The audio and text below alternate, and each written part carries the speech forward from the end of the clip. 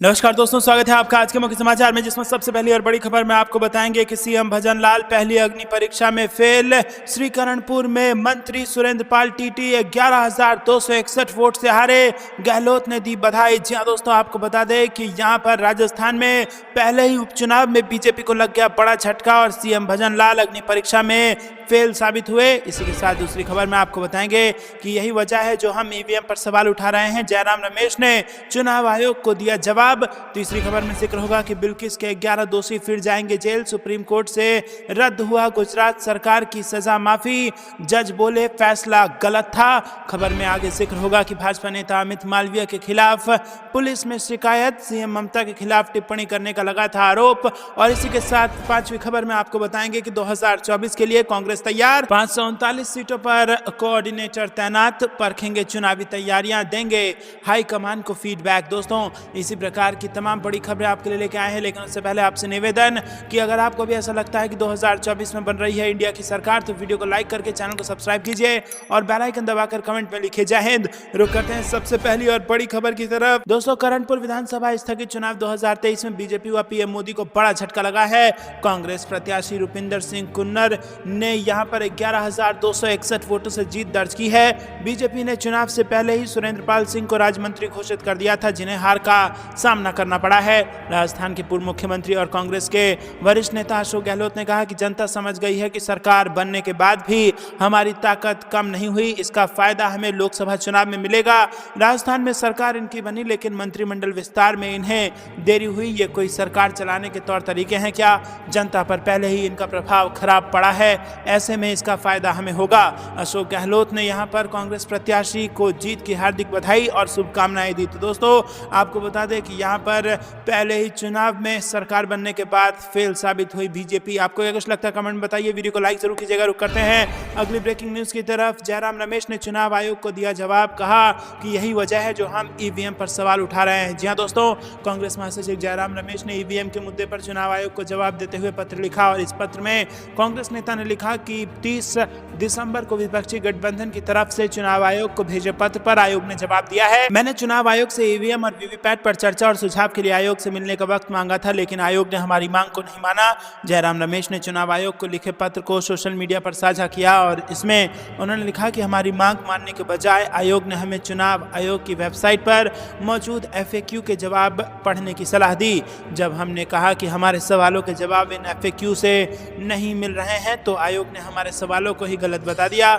इससे साफ पता चलता है कि हम क्यों ईवीएम और वीवीपैट पर दर्शकों के सामने चर्चा मांग रहे हैं। राजनीतिक पार्टियों के साथ ही ईवीएम और वीवीपैट को लेकर चर्चा ना कराना बेहद चिंताजनक बात है। दोस्तों, आपको बता दें कि चुनाव आयोग, जिसका काम एकमात्र संवैधानिक काम यह है कि वो चुनाव को फ्री एंड फेयर तरीके से कंडक्ट कराए, और चुनाव जो कि ईवीएम के सहारे होता है, और इस ईवीएम को लेकर अगर देश की सबसे बड़ी विपक्षी पार्टी कांग्रेस को शंका है या तमाम विपक्षी नेताओं को शंका है, तो उन पार्टी के नेताओं को समय ना देकर यहाँ पर कहीं ना कहीं ईवीएम को लेकर चुनाव आयोग की भूमिका पर बड़े सवाल उठ रहे हैं। और यहाँ पर आपको बता दें कि इसीलिए जयराम रमेश ने कहा है कि यही कारण है कि हम बार बार ईवीएम पर सवाल उठा रहे हैं। दोस्तों, आपको बता दें कि यहाँ पर बेहद चिंताजनक विषय ईवीएम का बन चुका है, क्योंकि जिस प्रकार से चुनाव आयोग की तरफ से जवाब लगातार ईवीएम को लेकर मिल रहे हैं, वो तमाम राजनीतिक पार्टियों के लिए संतोषजनक नहीं है। और ऐसे में ईवीएम, जो कि सबसे महत्वपूर्ण कड़ी है फ्री एंड फेयर इलेक्शन के लिए, उस पर किसी भी प्रकार का शंका होना कहीं ना कहीं चुनाव की प्रक्रिया पर बड़ा सवाल खड़े करता है। और यहाँ पर यह बेहद जरूरी है कि 2024 के लोकसभा चुनाव से पहले ईवीएम से जुड़े जितने भी सवाल हैं, सबके संतोषजनक जवाब मिल जा सकें, ना कि FAQ के सहारे पार्टियों को या फिर जनता को छोड़ दिया जाए। आपको क्या कुछ लगता है कमेंट में जरूर बताइए। वीडियो लाइक नहीं किया तो लाइक जरूर कीजिएगा। रुक करते हैं अगली ब्रेकिंग न्यूज की तरफ, जहां पर आपको बता दें कि बिल्किस बानो के 11 दोषी फिर जाएंगे जेल। सुप्रीम कोर्ट से रद्द हुई गुजरात सरकार की सजा माफी। जज बोले फैसला गलत था। जी हां दोस्तों, आपको बता दें कि बिल्किस बानो के 11 दोषी फिर से जेल जाएंगे। सुप्रीम कोर्ट ने सोमवार को बिल्किस बानो की याचिका पर सुनवाई करते हुए यह आदेश दिया है।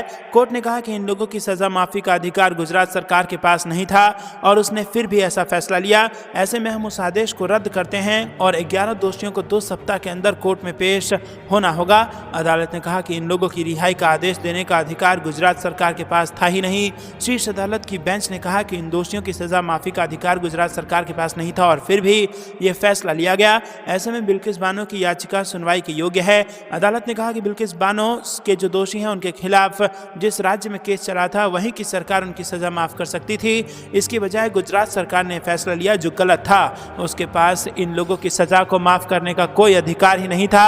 बता दें कि गुजरात दंगों के दौरान बिल्किस बानो के साथ दोस्तों क्या आपको भी ऐसा लगता है कि गुजरात सरकार का वो फैसला निंदनीय था और गलत था? कमेंट में अपनी राय जरूर बताइए। वीडियो को लाइक नहीं किया तो लाइक जरूर कीजिएगा। रुक करते हैं अगली ब्रेकिंग न्यूज की तरफ।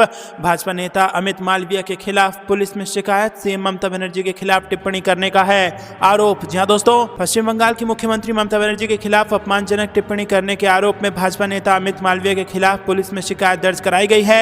वरिष्ठ टीएमसी नेता चंद्रिमा भट्टाचार्य ने भाजपा नेता के खिलाफ शिकायत की है। दरअसल अमित मालवीय ने सोशल मीडिया प्लेटफॉर्म एक्स पर एक पोस्ट किया था जिस पर एक्शन लेते हुए भट्टाचार्य ने शिकायत दर्ज कराई है।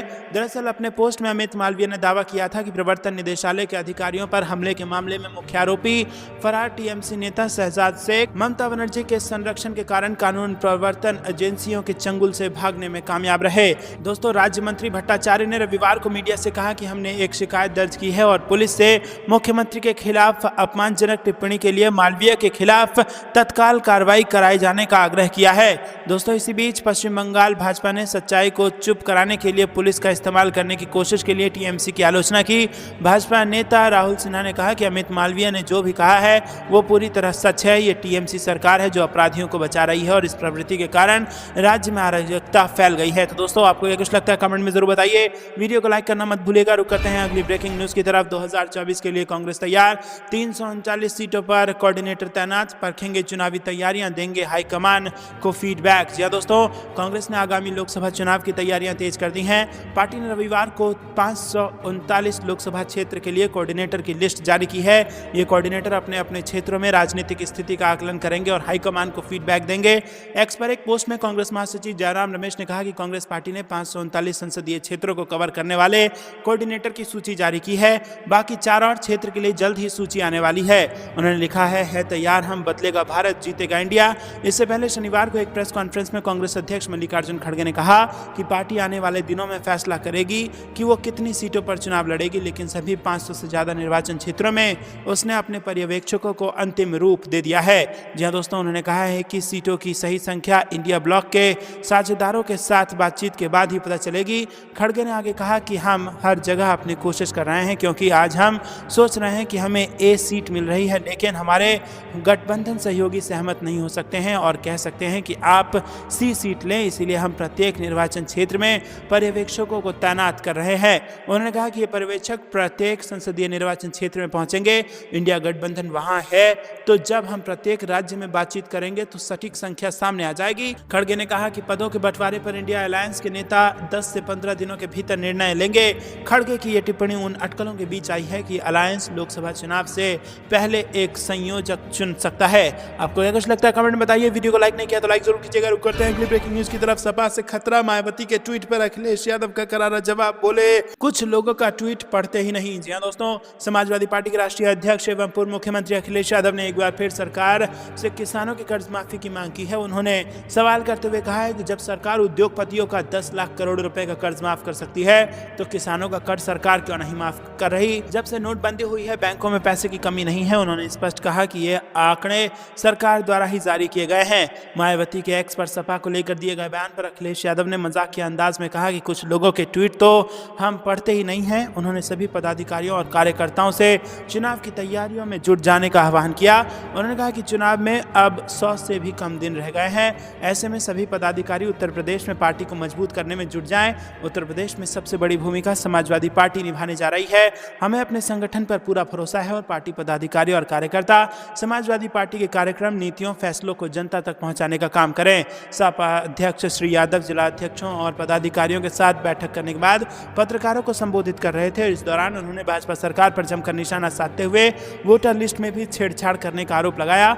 उन्होंने अधिकारियों पर भाजपा के दबाव में कार्य करने की भी बात कही। साथ ही उन्होंने कहा कि गठबंधन का जो उम्मीदवार जिस जगह से चुनाव लड़ेगा, पार्टी के पदाधिकारी और कार्यकर्ता उसकी पूरी मदद करेंगे। उन्होंने कहा कि भाजपा के पास संसाधन की कमी नहीं है।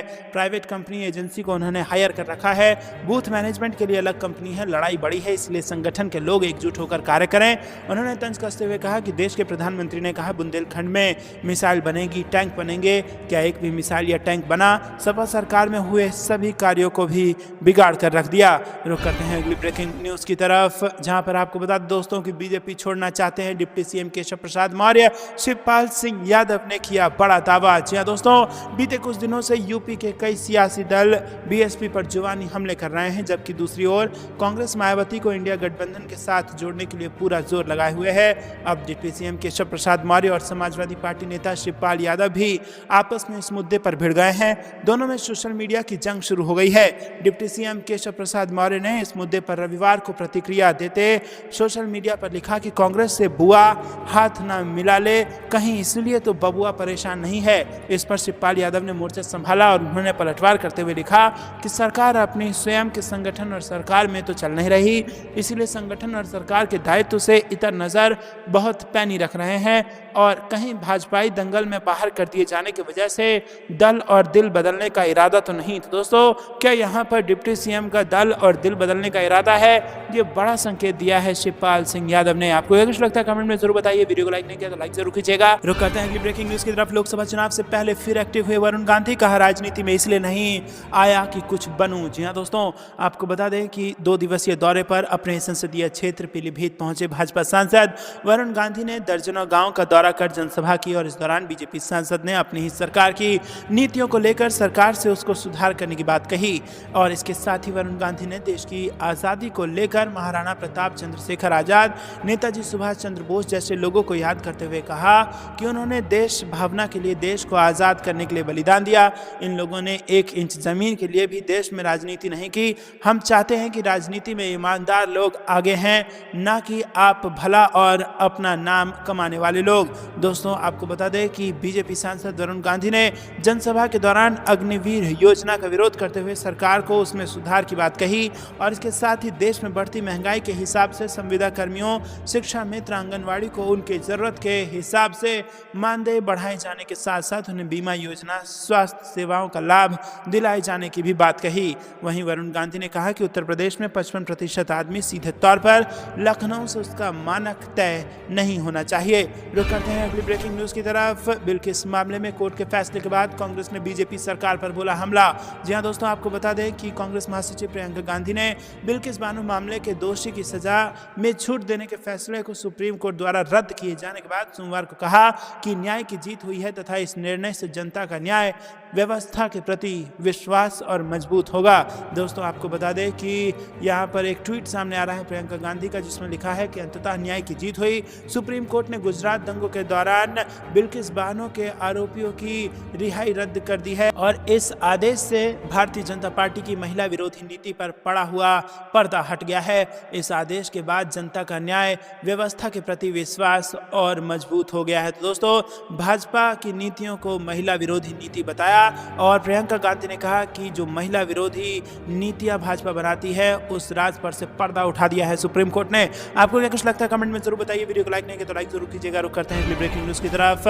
सरकार मंत्री बना सकती है, विधायक नहीं, भाजपा की हार पर कांग्रेस का रिएक्शन। जी हां दोस्तों, बड़ी फजीहत राजस्थान में बीजेपी को देखने को मिली है। राजस्थान के श्री करणपुर उपचुनाव में भाजपा के सुरेंद्र पाल सिंह टीटी हार गए और कांग्रेस के रूपेंद्र सिंह कुन्नूर ने इलेक्शन जीता है, जिस पर खुशी जताते हुए राजस्थान कांग्रेस के प्रदेश अध्यक्ष गोविंद सिंह डोटासरा ने भाजपा पर तीखा जुबानी तंज कसा। गोविंद ने कहा कि कोई भी सरकार मंत्री बना सकती है लेकिन विधायक नहीं, विधायक चुनने का अधिकार जनता को मिला है। गोविंद डोटासरा ने सोशल मीडिया अकाउंट एक्स पर ट्वीट लिखा कि भाजपा ने आचार संहिता की धज्जियां उड़ाई, नियमों को ताक पर रखकर अपने प्रत्याशी को मंत्री बना दिया। चुनाव आयोग ने भी कुछ नहीं किया लेकिन जनता ने अपने इरादे स्पष्ट कर दिए हैं। दोस्तों, आपको क्या लगता है कमेंट में जरूर बताइएगा। वीडियो को लाइक जरूर कीजिएगा। दोस्तों, रुक करते हैं अगली ब्रेकिंग न्यूज की तरफ। भाजपा पर बरसे जयंत, कहा देश में मनमाने कानून लागू कर रही सरकार, मोदी 10 साल का हिसाब नहीं दे रहे। जी हां दोस्तों, आपको बता दें NH 58 के डाबका कट के पास आयोजित युवा संसद में RLD के राष्ट्रीय अध्यक्ष जयंत चौधरी सिंह ने मोदी सरकार पर जमकर निशाना साधा और कहा कि 150 सांसदों को सदन से बाहर निकालकर केंद्र सरकार ने मनमाने कानून लागू कर दिए। इसी का नतीजा है कि ट्रक ड्राइवरों को हड़ताल करनी पड़ी, जिससे अर्थव्यवस्था पर सीधा असर पड़ा। लोकतंत्र में विपक्ष की एक महत्वपूर्ण भूमिका होती है और कोई भी कानून बनाया जाए उसमें सभी की राय ली जाती है। रुक करते हैं अगली ब्रेकिंग न्यूज की तरफ। उत्तराखंड से बड़ी खबर, भाजपा को सत्ता से बेदखल करना है भाकपा माले का एकमात्र लक्ष्य, केंद्र सरकार रौंद रही है संविधान। जी हां दोस्तों, उत्तराखंड में लोकसभा चुनाव नजदीक आते ही नेताओं में माहौल गर्मा गया है। हल्द्वानी में रामपुर रोड स्थित एक बारात घर में हुए भाकपा माले के 2 दिवसीय राज्य सम्मेलन में केंद्र की भाजपा सरकार को सत्ता से बेदखल करने के लिए एकजुट होने का आह्वान किया गया। भाकपा माले के केंद्रीय कंट्रोल कमीशन के चेयरमैन कॉमरेड राजा बहुगुणा ने कहा कि मोदी सरकार संविधान और लोकतंत्र को रौंदने वाली सरकार है और ये सरकार लोकतंत्र को जेब में रखकर संविधान को किनारे करने की नीति पर चल रही है। लोकतंत्र और संविधान बचाने के लिए पूरे देश में जन गोलबंदी हो रही है। उन्होंने कहा कि 2024 के चुनाव में मोदी सरकार को उखाड़ फेंकना आज का सबसे जरूरी कार्यभार है। एक्ट 2 के राष्ट्रीय महासचिव राजीव डिमरी ने कहा कि आरएसएस और भाजपा को हमेशा ही धर्मनिरपेक्ष शब्द से एलर्जी रही है। रुक करते हैं ब्रेकिंग न्यूज की तरफ। बिल्किस बानो से माफी मांगे बीजेपी सरकार, सुप्रीम कोर्ट के फैसले पर बोले असदुद्दीन ओवैसी। जी हां दोस्तों, बिल्किस बानो मामले में शीर्ष अदालत के फैसले पर असदुद्दीन ओवैसी की प्रतिक्रिया सामने आई है। उन्होंने कहा कि बीजेपी सरकार को बिल्किस बानो से माफी मांगनी चाहिए। ओवैसी ने कहा कि आज सुप्रीम कोर्ट ने साफ कर दिया है कि बीजेपी सरकार ने बिल्किस बानो के दोषियों को छोड़ने में मदद की।